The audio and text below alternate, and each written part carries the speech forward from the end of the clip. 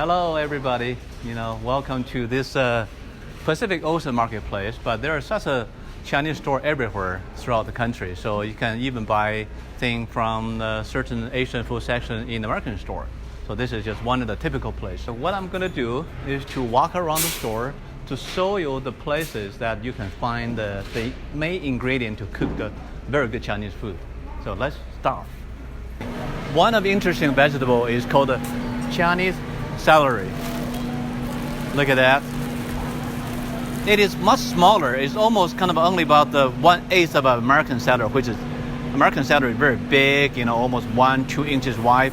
But this is only about a quarter of an inch, and really delicious. So we Chinese eat that quite a bit. It's good for your blood pressure and very nutritious. So look for, they have some leaf, and you don't have to keep the leaf. Usually when we Chinese eat it, we get rid of the leaf and only keep the trunk, just like American. But this is much more refined and smaller, and looking for Chinese celery. Okay, in this aisle, you're gonna find lots of dry spice that we use quite a bit when we're cooking Chinese food.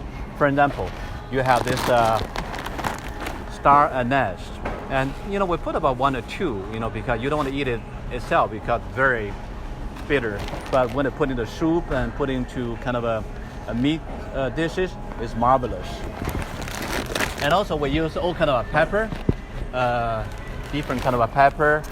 Sometimes a black pepper, sometimes brown pepper, sometimes it's really the white pepper. And they just depend, they have certain requirement of what pepper will be best for certain meat or certain vegetable. Okay, another thing we use is 5-spice powder, and it's very, it makes your soup taste marvelous. So you remember 5-spice powder. I think really made out of a different kind of a pepper. Another very important ingredient, remember, it is the dry chili pepper. And when you make hot pot, make Hunan or Sichuan food, spicy food, you use quite a bit of that. And also chicken, because chicken sometimes have the strange smell. You do put a couple of pepper in making that. Sometimes you can put some ground dry pepper, that a little bit easier too. But do be careful about the amount because it can be so spicy. So try a little bit each time. Go spicy! Okay, another very interesting dry food is really kind of fungus. Chinese call it the tree-ear mushroom. They're dry. They used to be fresh. So put it dry. You put in the hot water, soak it, and really pop up soft and nice. And usually when you make a dumpling, you chop some of them there. And also you can just fry that together with pork or even shrimp. It's very kind of a daily life Chinese food. You might want to give it a try. So this is kind of a black one. There's also kind of a white one. They call it the silver tree ear. Or I will call it silver fungus. So this really grow on tree, and they're healthy, and they're really give you immune system, and it is good physically, at least according to Chinese philosophy. In this aisle, you're gonna find all kind of rock sugar, and also they call it crystal sugar. Can be white, can be brown, and can be different color. They use it as a sugar, and it tastes way better than the grain sugar we usually use in America.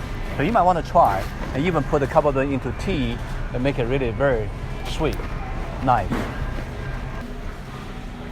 By the way, one of the most famous Chinese food is mapo tofu.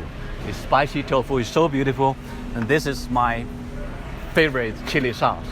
Mapo, this is chili spicy, and by this famous lady. And when you make a mapo tofu, you put 1 or 2 spoons there. It's just absolutely delicious. So try that. And also you're gonna find lots of all kind of different liquid sauce. For example, you're gonna have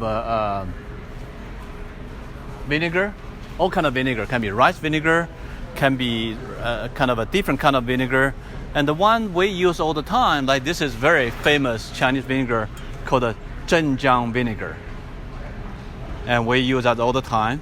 Another one we use is really Shanxi is the name of the province. Shanxi vinegar, which is very, very famous to make fish. So do remember that. Same thing with the all kind of wine. You can have all kind of a cooking wine. This is one of the very famous one in China called a Shaoxing cooking wine. But they're no different from any other wine. So I think any will be fine. So you can find any red wine and white wine. Just we cook it, we use it just like American use it and to cook their own all kind of meat food. And also one of the another important ingredient is really soy sauce. Chinese do use quite a bit of soy sauce, so you have to be careful for health reasons. But for example, this one, they call it dark soy sauce. Really no different from other soy sauce, rather than it make your meat look golden, dark color. It just look prettier. So that's called the dark soy sauce. One more ingredient is really the famous black bean. Here is a salted black bean, and really it used as the substitute of soy sauce, because soy sauce may not be very good physically, health-wise. So sometimes we use really the black bean. It's a natural food, achieve the same result of soy sauce. So if you want to make some meat dishes, you want to turn the meat into darker golden brown, you better use some dark soy sauce. But this is a good one. Remember, salted black bean.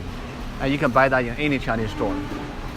Okay, another little secret to make a very fresh soup, for example, we use quite a bit of those dry shrimp. See the little tiny baby dry shrimp? We just grab a few, put in the soup. It's just marvelous. And of course, when you make dumplings, sometimes can use that also. So it's very useful to have it in your kitchen drawer.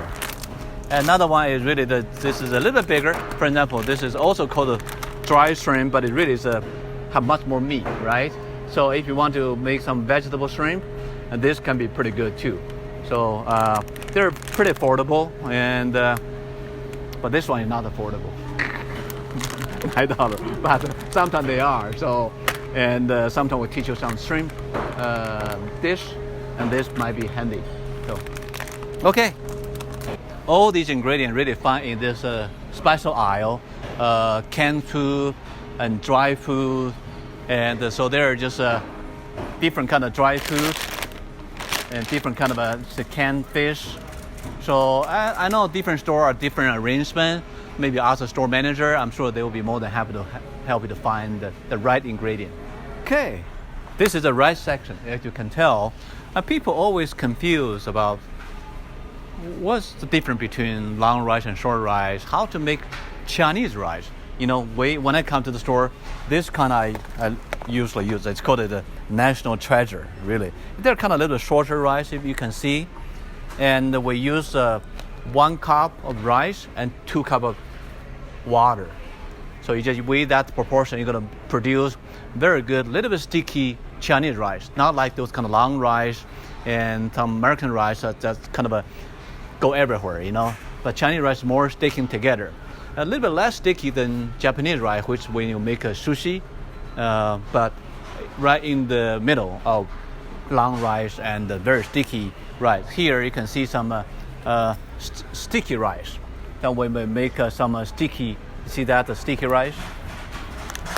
Sweet rice, sweet brown, you know, they make a very sticky cake.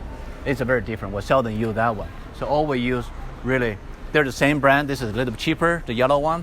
The red one a little bit more expensive. So remember the portion. 1 cup of rice and 2 cups of water. And you just leave it there, turn out great. Trust me. As you all might have tried while you were in China, and noodles dish, right? We eat all kind of noodle. And one of them is called the zhajiang noodle or zhajiang mian.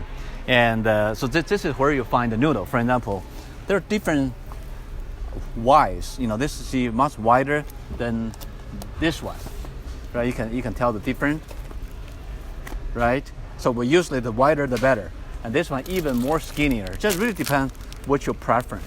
So if I do zhajiang mian, I will use the widest one. It's about a quarter of an inch. They call it kuan mian, wide. You see that word?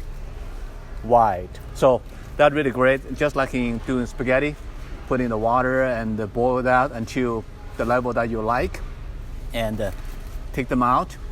and put some cold water to chill it, and then make some bean sauce and soybean or chili sauce, or you can put some tree top ear, or they call the tree fungus, or some meat and vegetables. So very creative process. So 炸酱面 is very easy to do, but it's very quick and very delicious. Your children will love it. Okay. That is right.